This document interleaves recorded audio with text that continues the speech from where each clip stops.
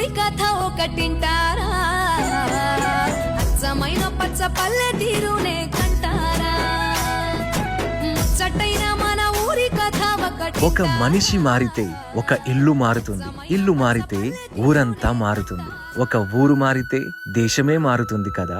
అందుకే మార్పు మనతోనే మొదలవ్వాలి అని బ్రహ్మర్షి పితామహ పత్రిజీ యావత్ ప్రపంచానికి పిలుపునిచ్చారు.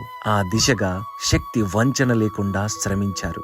దేశ భాషలందు తెలుగు లెస్స అన్నట్టు ఎందెందు వెతికినా మీకు ఇలాంటి గ్రామం ఇంకొకటి కనిపించదు.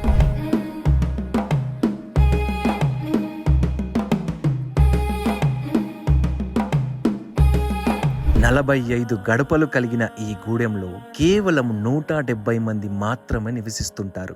ఈ గూడెం గురించి ఊరి పెద్దలను అడిగితే ఏమని బదులిస్తారో తెలుసా? ఈ ఊరంతా ఒకటే ఇల్లయ్యా. ఈ గూడెం పేరు పెట్టుగోడలు.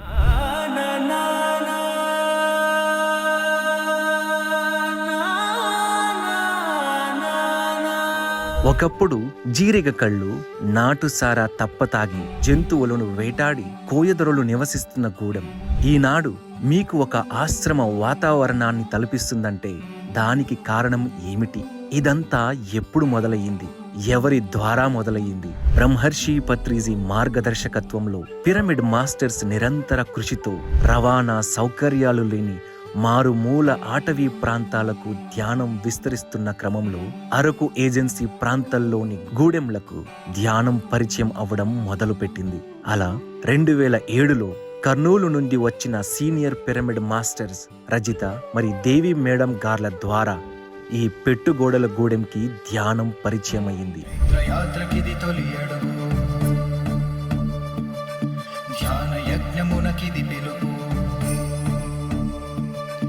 2010 కంతా పూర్తి ధ్యాన గ్రామంగా మారింది మన పెట్టుగోడలు గ్రామం.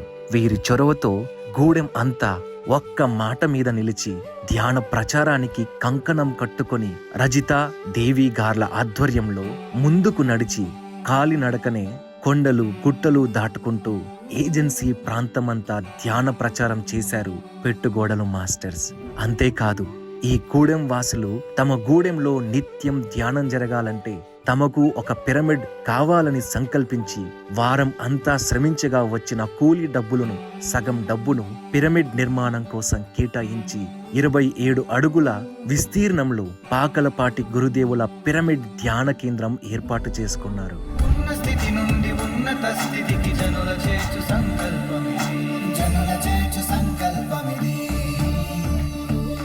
ఇంకో విషయం ఏంటంటే ఈ పిరమిడ్ కట్టడానికి వాడిన ప్రతి ఒక్క ఇటుక వీరే స్వయంగా వారి చేతులతో తయారు చేసుకుని అతి తక్కువ ఖర్చుతో నిర్మించారు ఈ ప్రకృతి బిడ్డలు.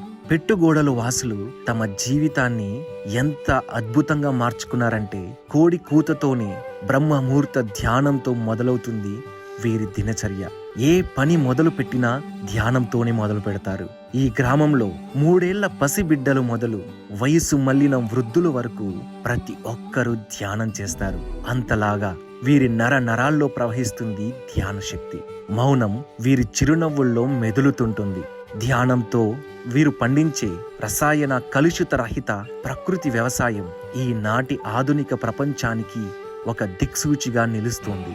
ఇంటర్నెట్ టెక్నాలజీకి దూరంగా ఉన్న ఈ గ్రామంలో ప్రతిరోజు రాత్రి వేళల్లో ఆడవారు దింసా నృత్యాలను ఆడుతుంటే మగవారు డప్పు మోతలతో ఆనందంతో మునిగి తేలుతారు. కోనల బిడ్డలం పచ్చని ప్రకృతి పాపనం పుట్టతేనేలా తీయని మనసుల ఆదివాసులం మేము మూలవాసులం. ఇదండి మన పిరమిడ్ ధ్యాన శాకాహార గ్రామం పెట్టుగోడలు ప్రత్యేకత. జీవితం ఏంటో తెలుసుకోవాలనుకునే ప్రతి జిజ్ఞాసుకి ఈ గ్రామం జీవితం ఎంత మధురమో ఎంత సరళమో కదా అని అర్థమయ్యేలా వివరిస్తుంది. పితామహ పత్రిజీ వారు ఒకరోజు ప్రపంచమే పెట్టుగోడలను చూసి నేర్చుకుంటుంది అంటూ సంబోధించారు. మరి ఈనాడు ప్రకృతి తల్లి ఒడిలో ధ్యాన సాధనకు సాధకులకు ఆహ్వానం పలుకుతోంది. యావత్ పిరమిడ్ ధ్యాన ప్రపంచానికి ఆదర్శప్రాయం. జయ హో పత్రిజీ, జయ జయ హో పితామహ పత్రిజీ.